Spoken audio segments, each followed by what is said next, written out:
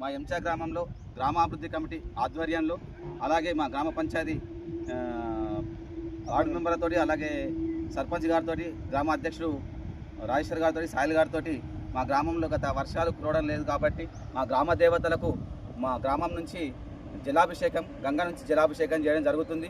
ఎందుకంటే రైతు బాగుంటేనే రాజ్యం బాగుంటుంది, రైతు బాగుంటేనే దేశం బాగుంటుందన్న ఉద్దేశంతో రైతుకు వర్షాలు లేకపోతే మనం కాలం గడవదు కాబట్టి మన పొట్ట నిండదు కాబట్టి ఈరోజు మా ఎంచా గోదావరి నది నుంచి మా గ్రామ దేవతలకు గంగాలీలు తీసుకుపోయి పోయడం జరుగుతుంది.